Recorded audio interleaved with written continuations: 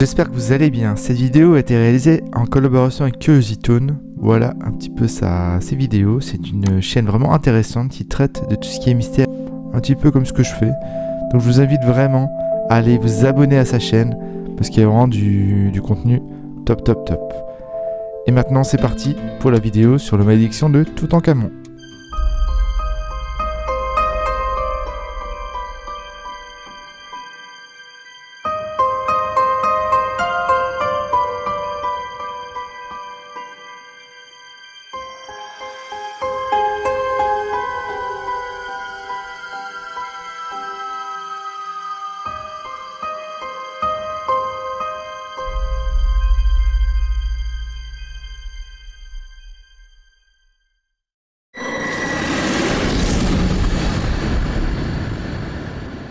Est-ce que vous êtes superstitieux? Je parle pas de croiser un chat noir ou passer sous une échelle, non. Croyez-vous plutôt en des malédictions?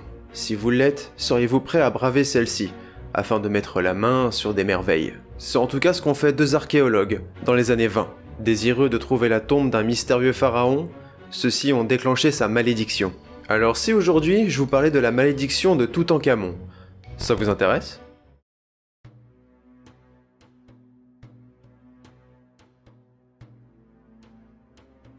D'abord, je ne vis rien. L'air chaud qui s'échappait de la chambre faisait clignoter la flamme de la bougie. Puis, à mesure que mes yeux s'accoutumaient à l'obscurité, des formes se dessinèrent lentement, d'étranges animaux, des statues, et parfois le sentiment de l'or. Novembre 1922.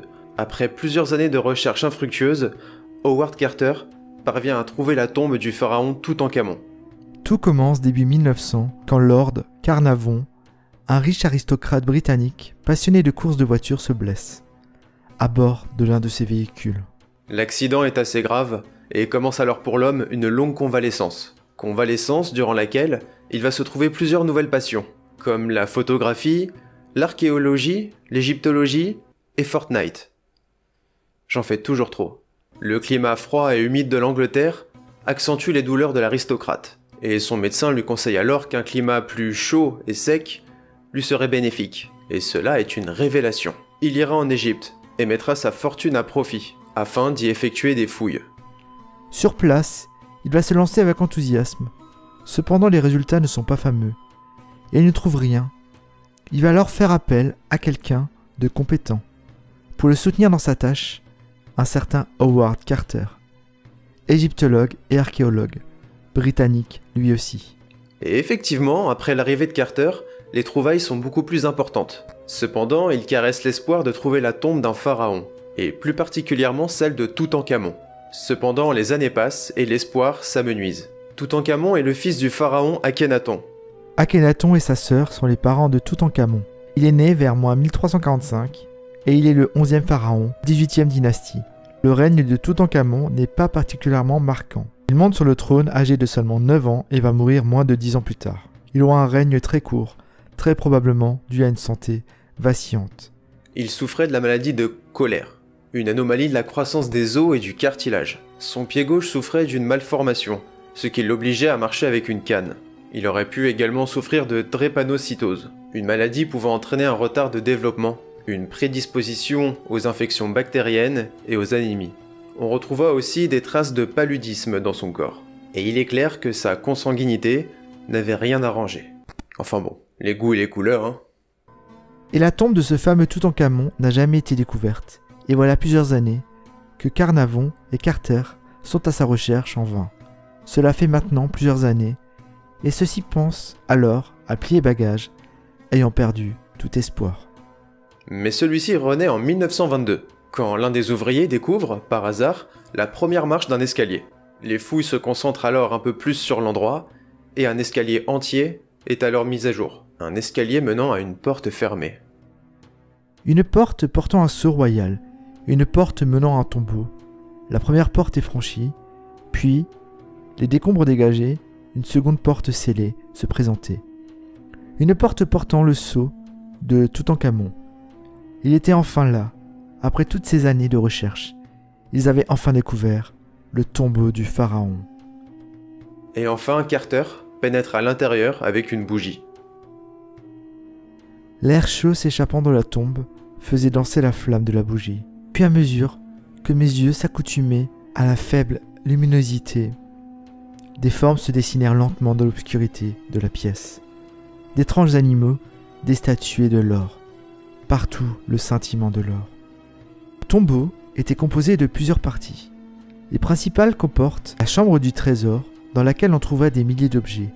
Des ushbti, qui sont des statuettes funéraires. Des statues, des maquettes et des momies de fœtus, probablement les enfants de Toutankhamon décédés avant terme. Et la pièce maîtresse du trésor du pharaon, la chasse canopée. Face à la porte, du côté opposé, trouvait le plus beau monument que je n'ai jamais vu. Sa beauté était telle que j'en étais muet d'étonnement et d'admiration. La partie centrale était constituée par un grand coffre en forme de chasse, complètement recouvert d'or et surmonté d'une corniche de cobra sacrée. Autour se tenaient des statues, en ronde bosse, des 4 déesses tutélaires des morts. Gracieuses figures aux bras protecteurs étendus, dans une attitude si naturelle et si vivante, avec une expression de pitié et de compassion si vraie sur leur visage qu'on avait l'impression de commettre un sacrilège en les regardant. Dans ce coffre se trouvaient les canopées où étaient mises les viscères du pharaon. L'antichambre dans laquelle on retrouve des vêtements, des meubles, des chars, des objets de toilette, des armes ou de la nourriture, et l'annexe dans laquelle on retrouve de la vaisselle et des ushepti. Et enfin, la chambre funéraire. Ornée de peintures représentant des scènes montrant Toutankhamon dans l'au-delà, le rituel de l'ouverture de la bouche pour redonner vie aux morts, la barque solaire sur laquelle s'effectue le voyage vers l'au-delà. Mais ce qui frappe Carter en premier, c'est la lueur étincelante d'un gigantesque sanctuaire doré qui occupait presque l'entièreté de la pièce. À l'intérieur de celle-ci, il y en avait encore 2 autres qui contenaient un sarcophage en granit rose, dans lequel on trouvait un cercueil, qui contenait un cercueil, Et c'est dans ce dernier cercueil, entièrement en or, que l'on retrouve la momie du pharaon Toutankhamon. La momie était ornée de centaines de bijoux et son visage était recouvert de son célèbre masque en or. Et parmi les objets étonnants qu'on peut retrouver sur la momie du pharaon, on peut citer une dague qui a la particularité d'avoir des origines extraterrestres. J'adore, quand vous me regardez bizarrement. En effet, le métal, utilisé pour forger la lame, vient bel et bien d'une météorite. Sa composition indique que les éléments la composant proviennent de roches du système solaire, venant régulièrement s'écraser sur Terre. Howard Carter et Lord Carnarvon venaient de faire la découverte la plus importante de leur siècle. Et pourtant, leurs ennuis allaient bientôt commencer. Carter avait emporté avec lui en Égypte son canari de compagnie. Seulement, quelques heures avant la découverte du tombeau, celui-ci est dévoré par un cobra. Vais revoir un ruminé. Le cobra étant le symbole des pharaons, et ce, à une période où le cobra se fait très rare. À cette époque de l'année, déjà à ce moment-là, certains ouvriers y voient un signe de la colère divine, signe qu'il fallait arrêter l'ouverture de la tombe, mais qu'il était déjà trop tard. Coïncidence, me diriez-vous. Seulement voilà, Lord Carnarvon se fait piquer par un moustique. La piqûre s'infecte, et celui-ci meurt d'une septicémie. Et il est dit qu'au moment de sa mort, une panne de courant générale aurait frappé la ville du Caire. Et c'est comme ça que peu à peu, les personnes ayant participé à l'ouverture de la tombe, ou simplement celles étant venues la visiter, meurent de fièvre ou de pneumonie. On va compter comme cela pas moins d'une dizaine de décès. C'est là que la rumeur de la malédiction de Toutankhamon prend forme. La presse s'empare de l'affaire et la dévoile au monde entier. Les décès liés de près ou de loin sont scrutés par la presse, font les gros titres. Un archéologue par-ci, un proche des premiers visiteurs par-là, la malédiction de la momie fascine et fait vendre des journaux. Les années passent et le nombre de victimes qu'on relie à la malédiction s'élève au nombre d'une trentaine. En même temps, vous me direz, en plusieurs décennies, c'est normal que des gens meurent. Oui, mais la coïncidence fait qu'à chaque fois qu'une personne interagit plus ou moins avec le destin de la momie, il passe l'arme à gauche. Comme le radiologiste qui a radiographié la momie du pharaon, ou le directeur du département des antiquités égyptiennes, au musée du Caire, qui va subir une hémorragie cérébrale, après avoir signé un accord pour exposer le trésor du pharaon au Petit Palais à Paris, tout comme son successeur, qui signera un accord pour exposer le trésor du pharaon, cette fois-ci à Londres, qui y trouva la mort peu de temps après. Alors, coïncidence ? Ben... Peut-être. Du moins, on pourrait l'expliquer, en effet plusieurs morts liées à la supposée malédiction sont des personnes ayant pénétré le tombeau et ayant succombé à des pneumonies. Une infection respiratoire aiguë du tissu pulmonaire, due à une bactérie. Une bactérie. Une bactérie ayant probablement été présente dans le tombeau. Cependant, cette hypothèse a été refusée, et une autre hypothèse, plus probable, a émergé. Ce serait dû à des champignons. Je ne ferai pas la blague sur Todd. Lors de son inhumation, les offrandes sont disposées autour du pharaon et notamment des fruits. Mais les fruits, ça se décompose et forment des moisissures. Ces mêmes moisissures se sont composées et ont formé des spores qui ont été déplacés lors de l'arrivée des explorateurs, qui les ont inhalés et qui ont contracté par la suite ces difficultés respiratoires qui les ont menés à la mort. Quoi qu'il en soit, ces tristes coïncidences ont mis en lumière le pharaon Toutankhamon qui repose toujours dans son tombeau dans la vallée des rois. Néanmoins, son trésor, lui, a été retiré pour être exposé. Et récemment, de nombreuses pièces de celui-ci sont parties en restauration, afin de rejoindre le grand musée égyptien qui ouvrira ses portes, très prochainement, non loin des pyramides de Gizeh, à l'occasion du centenaire de la découverte de la tombe du pharaon Toutankhamon.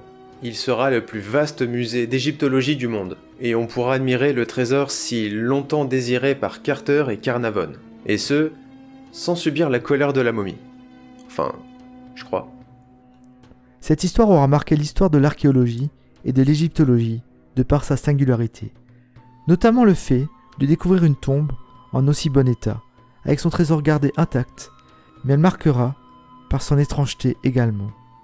La malédiction du pharaon va imprégner la culture populaire, en commençant par la littérature, comme Arthur Conan Doyle, le papa de Sherlock Holmes, ou bien Agatha Christie, la maman de Hercule Poirot, qui écrira en 1923 l'aventure du tombeau égyptien. Puis ce sera au tour du cinéma de rendre hommage à la légende de cette malédiction. On pourra notamment citer le film La momie, sorti en 1999, où un groupe d'archéologues pénètre le tombeau d'une momie et déclenche sa terrible malédiction, très librement inspirée de notre fait divers du jour. Alors, champignon tueur, simple coïncidence ou véritable malédiction de la momie, quelle est votre hypothèse? N'hésitez pas à en faire part en commentaire. C'est tout pour la vidéo, on se retrouve pour une prochaine et surtout, attention à votre canari.